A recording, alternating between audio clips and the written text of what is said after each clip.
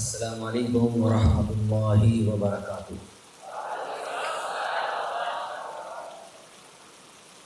اتنی خوش قسم کی علمی مجلس ہے، 15 سے 20 منٹ تو ایسی تقریر انسان خوش دلی کے ساتھ سن لیتا ہے۔ اس کے بعد پھر مجھے نظر آ رہا ہے آپ کے چہروں پہ بوریت کے آثار، تھکے تھکے چہرے، اور میرے لیے ایک بہت بڑی مشکل یہ ہے کہ جو کچھ سوچ کے آیا تھا کہ میں یہ بولوں گا وہ مجھ سے پہلے مقررین سب بول چکے ہیں، میں بچا ہی کچھ نہیں بولنے کے لیے۔ ہاں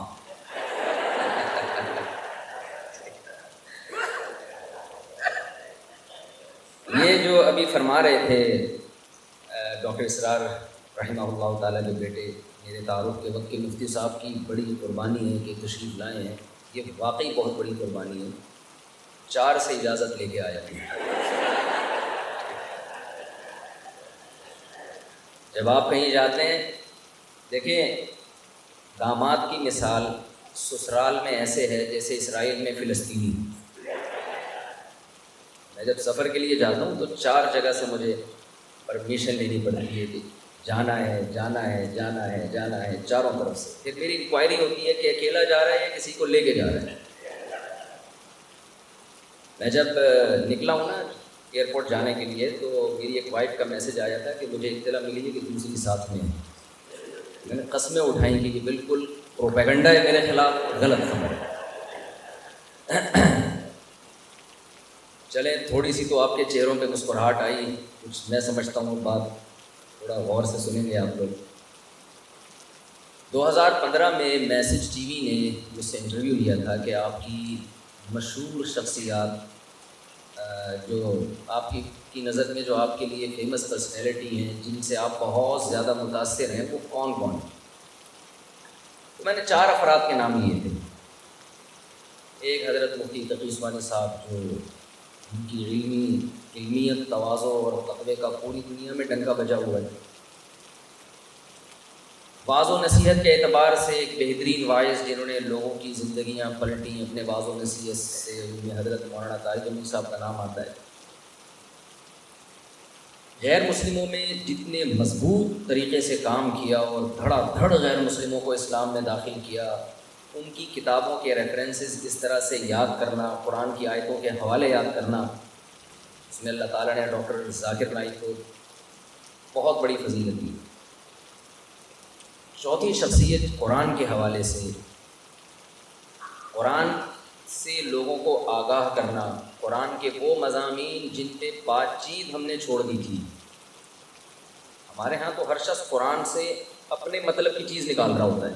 قرآن کے عمومی مضامین جس کو قرآن نے بہت زیادہ فوکس کیا ہے، ان مضامین کو ہائی لائٹ کرنا، اجاگر کرنا، پبلک کے سامنے لانا، اور اس انداز سے لانا جو پبلک چاہتی ہے۔ اس میں میرا خیال ہے، یہ میری اجتہادی رائے ہے، کوئی اختلاف کر سکتا ہے اس سے، میرا خیال ہے کہ اللہ نے اس میں ڈاکٹر اسرار رحمہ اللہ تعالیٰ کا کوئی ثانی بر صغیر میں پیدا نہیں کیا۔ میں بھی پہلے بدگمانیوں کا شکار تھا، تنظیم اسلامی سے متعلق، انجمن خدام القرآن سے متعلق، کہ ظاہر ہے جب آپ ملتے نہیں ہیں، گیدرنگ نہیں ہوتی، تو بدگمانیاں بہت پھیلائی جاتی ہیں۔ میرا بھی یہی خیال تھا جو مفتی حسین خلیل خیل صاحب کو جامعۃ الرشید کے، اچھا یہ جو میں یہاں پر آیا ہوں یا مفتی حسین خلیل خیل صاحب آئے ہیں، تو آپ یہ نہ سمجھیے 2 شخصیتیں ہیں، یہ جامعۃ الرشید ہے، پورا ادارہ ہے جو اس کانفرنس میں شرکت کے لیے آیا ہے۔ تو مفتی حسین خلیل خیل صاحب نے جیسے بتایا کہ ہمارے جو دینی مدارس ہیں نا، میں یہ بات اس لیے کروں گا کہ مجھے دینی مدرسوں میں بھی بہت زیادہ سنا جاتا ہے، انہی کا آدمی ہوں میں، مدرسے سے فارغ مولوی ہوں، تو جتنی گالیاں لوگ مولویوں کو دیتے ہیں وہ سب ہم پہ ہی پڑ رہی ہوتی ہیں، مولوی ایسے، مولوی ایسے، مولوی ایسے، مولوی ایسے۔ تو میں لوگوں سے کہہ رہا ہوں مجھے کہہ رہے ہیں ایسے، تو چونکہ ہمیں مولوی سنتے ہیں، بہت سے حضرات ہمارے دینی مدارس کے جو طلبہ ہیں وہی میرے بھی مخاطب ہیں، وہ بدگمان ہیں۔ اصل میں ہوتا یہ ہے کہ جب بھی کوئی نیا اسکالر آتا ہے نا جو ایک یونیک اسٹائل سے کام کرتا ہے، تو اکثر یہ دیکھا گیا ہے کہ وہ دین کی بنیادیں کھوکھلا کرنا شروع کر دیتے ہیں, لبرلزم کی طرف سوسائٹی کو لے جاتے ہیں, اباحت پسندی کا شکار ہو جاتے ہیں, پردے کے مسائل میں, داڑھی کے مسائل میں اور سود کے مسائل میں. بجائے اس کے کہ آپ سود کے خلاف کام کریں, آپ نے سودی کو حلال کر دیا. آپ دیکھیں ایسے اسکالرز آپ کو مل جائیں گے جن کے یہاں سود وہ جی ونس اپون اے ٹائم سود حرام تھا, وہ والا سود نہیں ہے, وہ پرانا والا سود نہیں ہے برہم. ڈاکٹر اسرار رحمہ اللہ تعالیٰ کے بارے میں ہمارا پاس دینی طبقہ یہ بدگمان ہے کہ وہ بھی کوئی اباحت پسندی کی طرف تھے یا کوئی لبرل یا ماڈرن اسلام لانا چاہتے تھے. تو میں پوری ذمہ داری کے ساتھ اپنے طلباء سے یہ بات کہنا چاہتا ہوں کہ ایسا بالکل بھی نہیں. اور آپ نے کسی درخت کا پتہ لگانا ہو نا کہ یہ کھجور کا درخت ہے, یہ آم کا درخت ہے, یہ جی کیلے کا درخت ہے. اب اختلاف ہو گیا تو آدمیوں کا, ایک کہہ رہا ہے یہ آم کا درخت ہے, وہ کہہ رہے نہیں یہ پیپل کا درخت ہے. تو ہم کہیں گے بھائی پھل آنے دو, میں سمجھا پا رہا ہوں اپنی بات, بور تو نہیں ہو رہے آپ. وہ آپ کیا کہیں گے بھائی ذرا پھل آنے دو, اگر آم نکلا تو یہ آم کا درخت ہے, اس میں اگر وہ پیپل کے پھل پیدا ہوئے تو کس کا درخت ہے, یہ پیپل کا درخت. اگر اس میں پپیتا نکلنا شروع ہو جائے تو کس کا درخت ہے, تو پپیتے کا درخت ہے. ڈاکٹر اسرار رحمہ اللہ تعالیٰ نے جو ٹیم تیار کی ہے, جو پھل تیار کیے ہیں, ان میں ہمیں وہ لبرلزم نظر نہیں آتا. جاؤدین شیخ صاحب بیٹھے ہوئے ہیں ماشاء اللہ, اتنی بڑی داڑھی. صبح ایئرپورٹ میں میرے ساتھ تھے کراچی کے امیر, حضرت کا نام بھول گیا ہوں میں, عطاء الرحمان صاحب.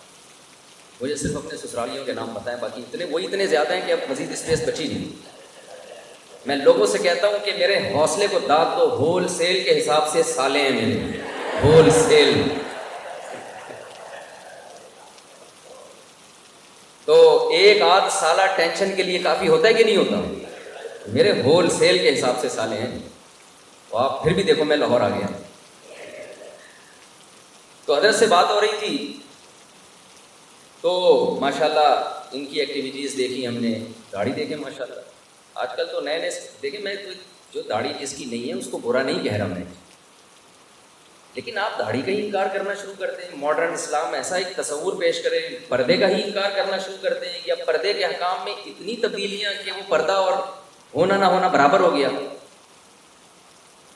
تو علماء نے چونکہ دیکھا کہ جو بھی کوئی نئے اسکالرز آتے ہیں ایک الگ اسٹائل سے کام کرتے ہیں, تو پھر وہ لبرلزم کی طرف اور اہل مغرب کو خوش کرنے کی کوشش میں لگ جاتے ہیں.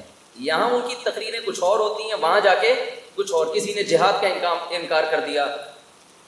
ڈاکٹر اسرار احمد رحمہ اللہ تعالیٰ, ان کا پھل جب آپ دیکھیں گے, جو افراد تیار کیے ہیں تنظیم اسلامی نے یا انجمن خدام الاسلام نے, خواتین میں جس طرح سے پردے کو پروموٹ کیا ہے. میں تو ان سے کہہ رہا تھا کہ میں نے جب یہاں پردہ دیکھا, میں شجاع الدین شاہ صاحب کے یہاں وہاں گیا کراچی میں, تو میں نے کہا بھائی تھوڑا ہلکا ہاتھ رکھیں, تھوڑا سا ماڈرن خواتین کے لیے بھی کوئی اسپیس رکھیں, کہ ماشاءاللہ بہترین ماحول نظر آیا. تو یہ میرا میسیج ہے دینی مدارس کے طلباء کے لیے. ہمارے طلباء کو یہ بھی اشکال ہوتا ہے کہ شاید کوئی نیا فقہی مذہب نکال رہے ہیں, کوئی 5واں یا 6واں, کیونکہ یہ بھی ایک نئے جو اسکالرز آتے ہیں نا, لیبل یہ لگاتے ہیں کہ ہم فرقہ واریت کو ختم کر رہے ہیں, لیکن در حقیقت وہ ایک نیا فرقہ پیدا کر رہے ہوتے ہیں. یہ ایک بڑا مسئلہ ہے کہ جب بھی کوئی نیا آ رہا ہے نا, کوئی ایک نیا فرقہ ایجاد ہوا تھا 1980 میں, میں نام نہیں لوں گا تاکہ ہمارا یہ ٹاپک, یہ جو ہماری مجلس ہے, یہ کسی کوئی اختلاف اور اس کی طرف نہ جائے. تو آئے اور کہنے لگے کہ یہ اتنے سارے فرقے بنے ہوئے ہیں, کیا دیوبندی, بریلوی, اہل حدیث, حنفی, شافعی, مالکی, سب ختم کرو یار, ایک آ جاؤ قرآن حدیث. ہم نے بٹھایا, ان کو چائے پلائی, ہم نے کہا یہ جو آپ نئی چیز مارکیٹ میں لائے ہو تو اس کا نام کیا, انہوں نے نام بھی بتا دیا. میں نے کہا یہ تو 4 5 6 تو 7واں بھی ہو, تو ختم تو نہیں ہوا نا, یہ کیا ہو گیا, تو 7واں آپ نے پیدا کر لیا, اس سے ختم تھوڑی ہوگا.